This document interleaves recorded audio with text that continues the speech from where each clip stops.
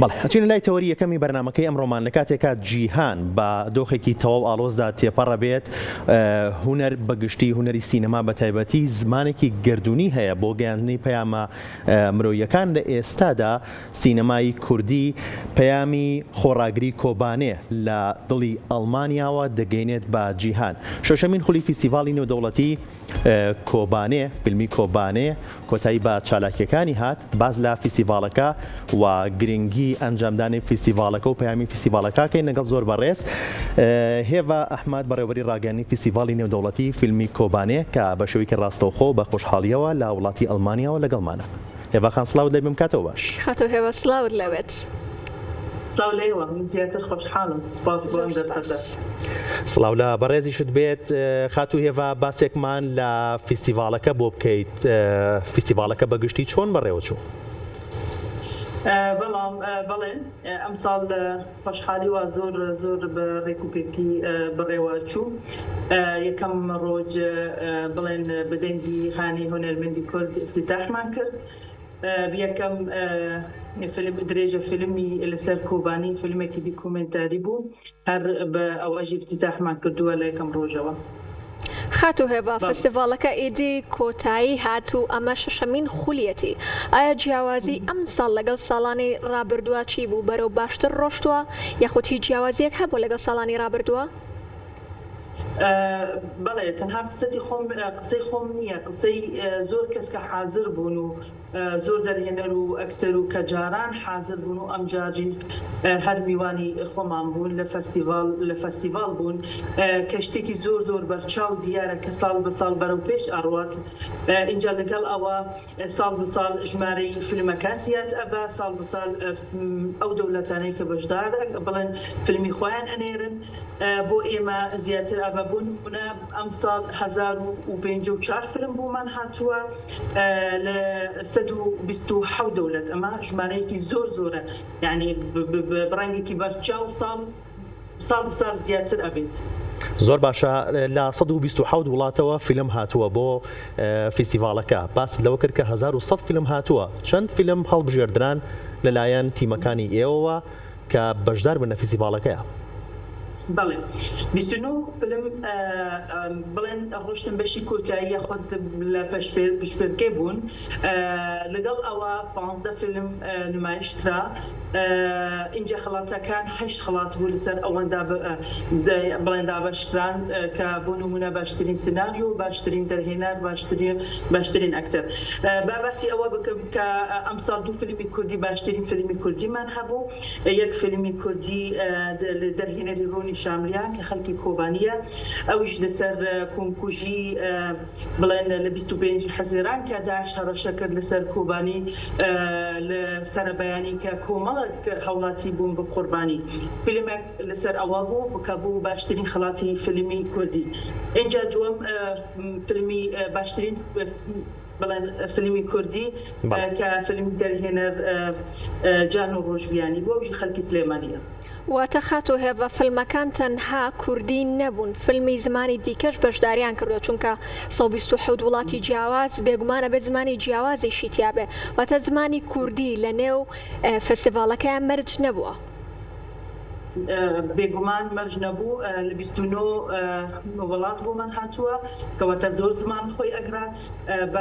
بە نمونە داێنم ئینگلیزی هەبوو لە ئەمریکا هەبوو لە فەرانسە هەبوو ئیتالی هەبوو نەروێج هەبوو ئێرانی زۆرمان هەبوو تورکیا هەبوو ئوکرانی هەبوو. یعنی ئەمە کە نمونە ئەڵێن بەڵام زۆر دەوڵەتی دیکە ڕەنگە لە بینم چوبێ بڕاستی ئەمساڵ جۆرە جۆر بوو هەندی هەبوو. بەڵێ هێڤەخان فیستیڤاڵی فیلمی کۆبانێ هەر بەناوەکەیەوە هەڵگری پەیامێکی قوڵ و گرنگی مرۆییە بۆ شەشەمین خول لەم خولەی ئەم ساڵدا.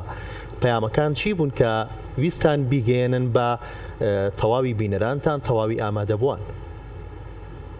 بەڵێ لەسەرەتەوە ئاماژمان ئەوەیە کە ناسینی کولتوری کوردی بۆ وڵاتانی دەرەوە بەڵام ئەم ساڵ زۆر تەرکیزمان کردووە لەسەر دەرفەتێک بۆ گەنجان. زۆر گەنجی بتوانەمان هەیە بڕاستی جاری وهەیە نازانن فیلمی خۆیان بۆ کێ بنێرن یان چۆ بکەن. ئێمە دەرفەتێک بۆ ئەوان بوو زۆر ورکشۆپمان هەبوو. ئەم ساڵ ورکشۆپمان هەبوو لەگەڵ ئەو کەسانەی کە بەشدار بوون لە وەرکشۆپەکە کە فیلم دروست بکەن اینجا ئەو فیلمات نمایش بکرێت لە بڵێن لە فەستیڤاڵ. خاتۆ هێبە 1100 فلم نێردرابوون بۆ نەو فەستیڤاڵەکە و لە کۆتاییە 29 فلم مانەوە. لەگەڵ ئەوەشە ئەم 29 فیلمە کێبڕچیانە کرد بۆ ئەوی کە ببنە خاوەنی خەڵات لە فەستیڤاڵەکەدا.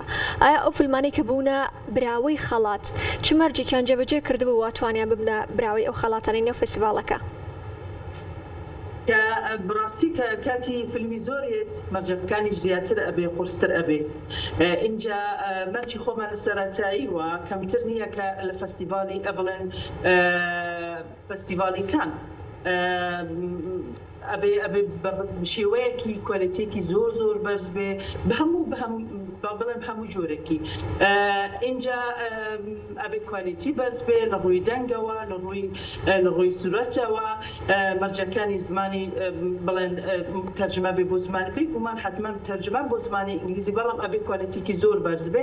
ئەو فیلمانەی کە بژاردوون حتمما سیناریۆیەکی باشی هەبوو هەرچەنە ئەمە ئیشی خۆم نییە ئیشی ئەو کەسانەی کە ئیش لەسەر ئەکەن حتمما کوالیتێکی بەرزی هەبوو لە ڕووی سیناریۆ زۆر لە ڕووی دەرهێنەری زۆر باش بوو.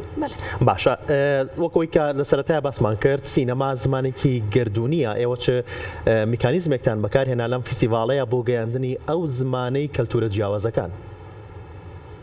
بەڵێ وەکو جەنابەت وتی بەڕاستی سینەما وەک چۆن بڵێن ئەتوانی هەرچ پامەک هەبی بگەێنی بۆ کەسێکی بۆ بڵێن بۆ کەسی دیکە کە تا پامی خۆت بگەینی. بۆ نمونە ئێمەژی ساڵانە ئەوەندە فیلم بۆمانیت ئاماژمان لە سەرەتا ئەوە بوو گەیاندنی کولتوری کوردی گەیاندنی بەڵاوکردنی ناو شاری کوبانی دووبارە لە ڕێگەی هۆنەرەوە. بۆ نمونەکە لە 1554 فیلم بۆمان هاتووە کە هەر فیلمە 5 کەس ئیشی لەسەر بکات کەواتە ئەوەندە کەس بناوی کۆبانی ساڵانە ئەبیسەن و هەم دیسان بەڵاو ئەبێت. خاتۆ هێڤە بۆ چوونی بەشداربووانی نێو فستیڤاڵەکە بەگشتی چی بوو هەم لەسەر فیلمەکان هەم لەسەر بەڕێوەچوونی فستیڤاڵەکە؟ بۆ چوونی بەشداربووانی نێو فستیڤاڵەکە چی بوو هەم لەسەر فیلمەکان و هەم لەسەر شێوازی بەڕێوەچوونی فستیڤاڵەکە بەگشتی؟ ئەو کەسانەی کە لە ناو فیلم حاضر بوونیان؟ بەڵێ بەشداربووانی نێو فیلم